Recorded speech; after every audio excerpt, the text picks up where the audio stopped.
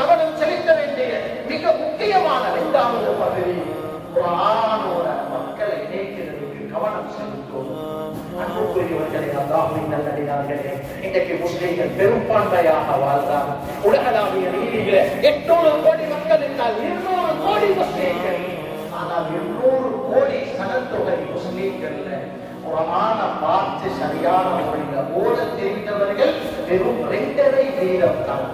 2.5% குர்ஆனை சரியாக பார்த்து ஓதுகிறோம். அடுத்த பெரும்பான்மையான முஸ்லிம்களுக்கு குர்ஆன் ஓத தெரியாத ஒரு காட்சியை நாங்கள் கண்டு கொண்டு வரோம்.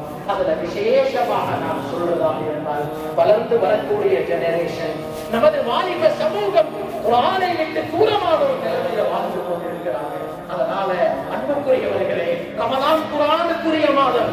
குர்ஆனோட மக்களை இணைப்பதற்குண்டான திட்டங்களை போடுங்க. விசேஷமாக தஜ்வீதுடைய வகுப்புகளை உருவாக்குங்க, தஃசீருடைய வகுப்புகளை உருவாக்கணும். இன்னைக்கு 40 வயசாகிட்டு 50 வயசாகிட்டு பல ஆண்டு காலமாக சூரத்துல் ஃபாத்திஹாவை ஓதி வராங்க. இன்னும் சூரத்துல் ஃபாத்திஹாவோட கருத்து கூடைகள் எத்தனையோ தெரியாதவங்க. மேலானவர்களே, அல்லாஹ்வின் நல்லடியார்களே, அன்புக்குரிய இஸ்லாமிய நெஞ்சங்களே, இந்த நிலைமையோடு நாங்கள் அல்லாஹ்வை சந்தித்து விடக்கூடாது. குறைஞ்சபட்சம் நாங்கள் அன்றாட ஓதுற குர்ஆனுடைய தஃசீரையாவது படிச்சிருக்கணும் என்றால் தஃசீருக்குரிய தஜ்வீதுக்குரிய வகுப்புகள் ஆரம்பிங்க. குர்ஆனுக்கு செய்யக்கூடிய சேவைகள் இருக்கிறது. மேலானவர்களே, ஒரு மனிதன் செய்யக்கூடிய சேவைகளிலே மிக உன்னதமான மிகவும் புனிதமான சேவை குர்ஆனுக்குரிய சேவை. எங்களுக்கு தெரியும், தூனிசியாவுடைய நாடு, ஆப்பிரிக்காவுடைய பகுதியில் தூனிசியா, அங்கிருந்தால் ஒரு சகோதரி ஃபாத்திமா அல் ஃபிஹ்ரியா ரஹ்மத்துல்லாஹி அலைஹா, பாப்பா வஃபாத்தாகிட்டார், தன்னுடைய சகோதரனும் வஃபாத்தாகிட்டார். 2 பேருடைய அனந்தரத்துக்கும் ஒட்டுமொத்தமாக தனக்கு கிடைத்த நேரம் அவ ஆசை கொண்டது ஒன்றே ஒன்றுதான், எனக்கு ஏராளமான பணம் இருக்குது, எனக்கு அல்லாஹ் வசதி வாய்ப்பை தந்திருக்கிறான், இதை நான் இன்ஷா அல்லாஹ் ஒரு மஸ்ஜிதை கட்டுறதுக்காக செலவழிக்கணும், மஸ்ஜிதில நடக்கக்கூடிய குர்ஆன் வகுப்புகளை உருவாக்கணும் என்று சொல்லி தனக்கு அனந்தரமாக கிடைச்ச முழு செல்வத்தையும் செலவழித்தார். வரலாறுகள் சொல்லுது, அந்த செலவுல மஸ்ஜித் கட்டப்பட்டு கொண்டிருக்கும் பொழுது அந்த தாய் அந்த மஸ்ஜிதில குர்ஆன் பள்ளிக்கூடங்கள் உருவாக்கப்படும் என்பதற்கு பல நாள் நோக்கம் கூட கொடுத்தார். அந்த சகோதரியுடைய தியாகமும், அந்த சகோதரி குர்ஆனுக்காக என்னால் முடியுமான ஒரு பணிவிடையை செய்யணும் என்ற நல்ல எண்ணம் அல்லாஹ் எவ்வளவு தூரம் கபூல் செஞ்சான் தெரியுமா? மஸ்ஜிது கட்டப்பட்டுச்சு, பள்ளிக்கூடம் உருவாக்கப்பட்டுச்சு. அந்த சகோதரியும் குறுகிய காலத்தில் வஃபாத்தாகினார். ஆனால் உலகளாவிய ரீதியில முதலாவது இஸ்லாமிய பல்கலைக்கழகமாக அல்லாஹ் கபூல் செய்தது அந்த பெண்ணுடைய பள்ளிக்கூடத்தில் தான். வைத்திய துறையிலே முதலாவது பட்டம் கொடுத்து சான்றிதழ் கொடுத்த முதல் பல்கலைக்கழகமாக கூட அந்த ஜாமிஅத்தே அரபியின் என்ற கூடிய அந்த பள்ளிக்கூடத்தை தான் அல்லாஹ் கபூல் செய்தார். அதனால நாங்க குர்ஆன் மதரசாக்களை உருவாக்கணும்.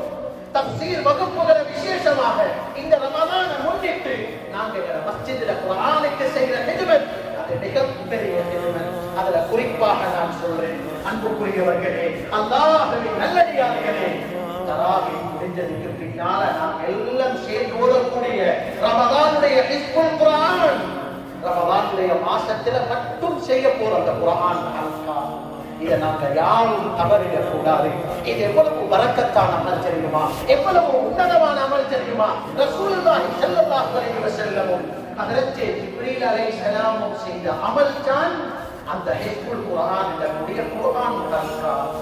அன்புக்குரியவர்களே, அந்த காலங்கள்ல நமது முன்னோர்கள், நமது மூத்தவர்கள், நமது சமூகத்துடைய உலமாக்கள், புத்திஜீவிகள் குர்ஆனோட குர்பங்களை இணைக்கிறதுக்கு ஹிஸ்புல் குர்ஆன்ல பிரைஸ் கொடுத்தாங்க. சில பரிசுகள் கொடுத்து சிறார்களையும் வாலிபர்களையும் குர்ஆனோட இணைச்சாங்க. அன்புக்குரியவர்களே, ரசூலுல்லாஹி ஸல்லல்லாஹு அலைஹி வஸல்லம் பல கட்டங்கள்ல வாலிபர்களுக்கு போட்டிகள் வைத்திருக்கிறார்கள், பரிசுகள் கொடுத்திருக்கிறார்கள். நல்லவர்களோட மக்களை இணைக்கிறதுக்கு.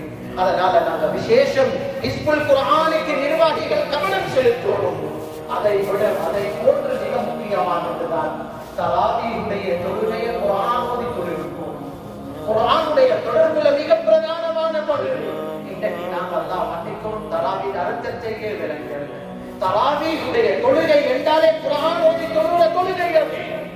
அன்புக்குரியவர்களே, ஹஜ்ரத் ரசூலுல்லாஹி ஸல்லல்லாஹு அலைஹி வஸல்லம் தராவீஹ தொழுவோங்க குர்ஆன் ஓதித்தார். ஹஜ்ரத் எங்களுடைய இமாம்மார்கள் முன்னோர்கள் நல்லோர்கள் தராவீஹுடைய தொழுகை எந்த அளவு தொழுவாங்க என்றால் சில நேரம் குர்ஆன் பாடமாக இருக்காது. அந்த நேரத்தில் குர்ஆனை கையெடுத்து பார்த்து ஓதின பெரியார்கள் இருக்கிறார். ஹஜ்ரத் இமாமுனா புகாரி ரஹ்மத்துல்லாஹி அலைஹி 10 நாளைக்கு ஒரு குர்ஆனை தராவீஹுடைய தொழுகையில் ஓதி முடிப்பார்கள். இரண்டாவது 10 ஒரு குர்ஆன், மூணாவது 10க்கு இன்னொரு குர்ஆன். ரமலான் முழுவதும் 3 குர்ஆனை தராவீஹில் ஓதி முடிப்பாங்க. அன்புக்குரியவர்களே, கவலையான செய்தி, கண்ணீர் வடிக்க வேண்டிய செய்தி. எங்க நாட்டில் எத்தனையோ மஸ்ஜிதுகள் அல்ஹம்துலில்லாஹ் பெரும் தியாகத்தோட குர்ஆன அழகான முறையில தராவீஹில் ஓதி தொழுவிக்கக்கூடிய பழக்கம் இருந்துச்சு. ஆனால் பெரும் கஷ்டம் என்னென்றால் குறுகிய காலமாக கவலை விட்டுதான். இன்னைக்கு சர்வ சாதாரணமான முறையில தராவீஹ ஓமணித்தியாலும் அரவணைத்தியாலும் ஏன் சில இடங்கள்ல 20-25 நிமிஷத்துல கூட தராவீஹ முடிச்சுட்டு போவாங்க. அன்புக்குரியவர்களே, ஒரே ஒரு மாசம் ரமலான், இதுக்கு நாங்க கவனம் செலுத்துவோம். இதுக்கு கூடிய கவனம் நாங்க குர்ஆனின் பக்கம் கவனம் செலுத்துறதோட அன்புக்குரிய நிர்வாகிகளே, அல்லாஹ்வின் நல்லடியார்களே, எங்கள் ஊரில் இருக்கக்கூடிய தேவையுள்ளவர்கள் கஷ்டவாளிகள் என்ன காணுவோம்.